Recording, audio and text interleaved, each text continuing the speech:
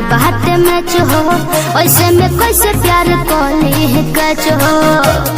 बोलो हमार तोहार कोनो ना बात में हो, ऐसे में कैसे प्यार कोली है कचो। हम पूनम के चन तू अनहरिया हो, अनहरिया हो।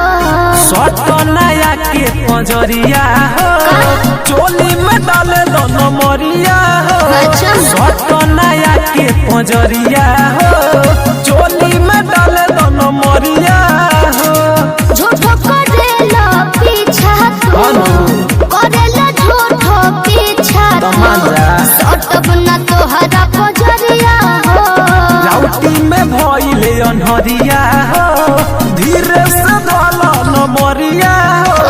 सट नया के पंजरिया हो, चोली में डाले दोनों मरिया हो। सट जा अरे जाना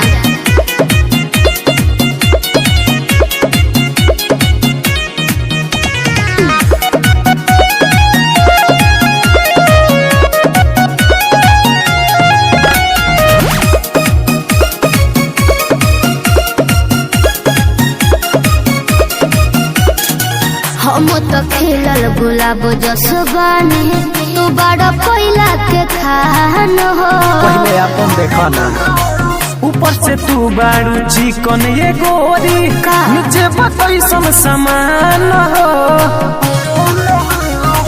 हम तो खिलल गुलाब जसबानी, तू बड़ा कोयला के खान हो।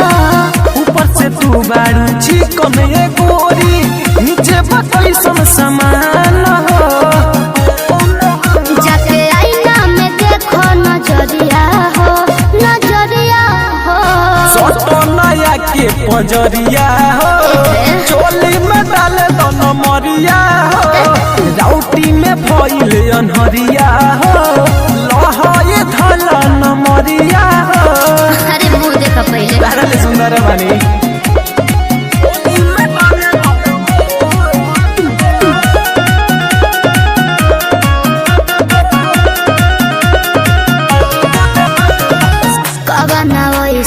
खूबी पबोला कली तो से प्यार हो।